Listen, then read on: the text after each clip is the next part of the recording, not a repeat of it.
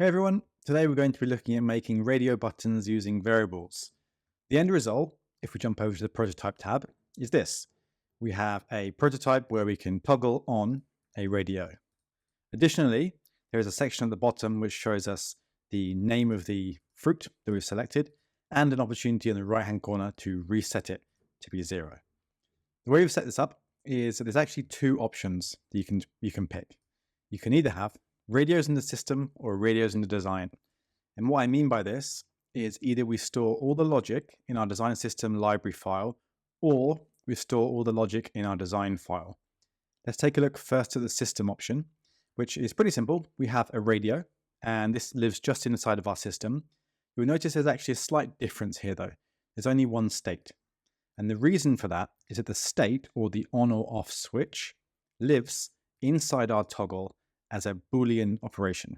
So if I select a circle, which is basically our on and off switch, we apply a is this on or is this off Boolean towards that, a Boolean variable. And that gets added when we start to build our list.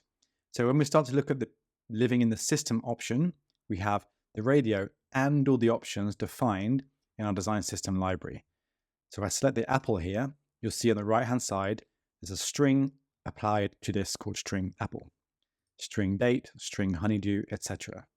Additionally, that circle that I mentioned before has been added a Boolean specifically for each option. So each fruit gets its own Boolean as well. So two options, a string and a Boolean for every single radio we want to support. That then gets nested down into our prototype, which we can then go and preview when we start to add our logic in. If I select each individual radio, jump over to the prototype tab, you'll see there's a bunch of different things going on here, which I'll explain once I've shown you the variables. Let's have a look at what we've got. Open up the design tab and open the variables, and you'll see that we have a bunch of groups, basically for each individual fruit, plus some system variables which I've created. Those system variables effectively allow us to manage the wider collection that's going on. So if I take a look at the selected radio, this tells me which one we selected. So that is set to none by default. We then override that to become each individual option that we have selected. Radio active means should we show the bottom panel? If I toggle this on, you can see that is now appearing on the canvas. If I change the word none, you'll also see that that updates on the canvas too. So these two are just managing that bottom panel, totally optional, but I've added it for today's design. Then we have each individual fruit. So I've got my apple, and apple has a radio for the Boolean and the string. So apple, banana, cherry, date, etc. all get the Boolean, all get their name for the string. These then get applied, and we can start to build up our connections. If I select the apple one again, jump over to the prototype tab, click set variable, you'll see, as I said before, we've got so much going on here. So the set system active radio active to true. That basically says set the bottom panel this to true. It toggles it on. Pretty simple. When we click any of those, we want that always to be true. The next one is to set the apple string to be the one that appears in this section. So when I click apple, I want that to say apple. Banana, for example, has set the string to banana. Then we have every single option listed. We've got the radio option, apple set to true. And what I also want to do is set every single other one to be false. So cherry, false, date, false, elderberry, false. And each sequential radio gets the reverse. So elderberry, for example, we set apple to false because we don't want that anymore. And we set elderberry to true.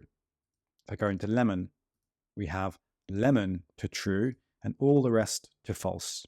Additionally, we set that string to be lemon. So it's basically two things going on here. We've got, I want this string to be whatever I click. So we're overwriting that each time. And we want the Boolean to be active. So that circle in the middle turns on, and we turn the rest off by setting them to false. The last thing that happens is toggling that bottom sheet But again, as I said, that is totally optional.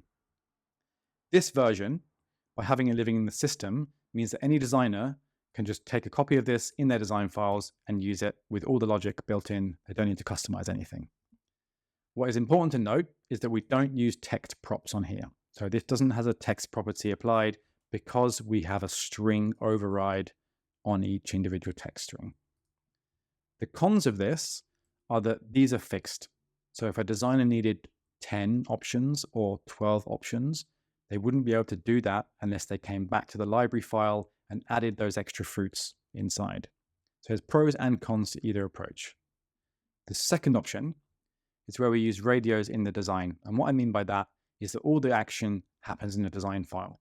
We just publish the individual radio component and then consume it in a separate file. I have one open over here where we've got the same logic, the same variables, all applied in here, but these are not one big component set. They're just individual radios with the same variables applied as those instances. So you have two options. Either you can set everything up in your design system and publish it that way, or you can publish out an individual component and every designer can decide which data they want to put inside their designs.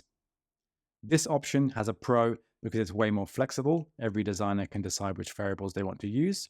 The con here is that you need to set it up for every single file. That's it for today. I'll see you next time.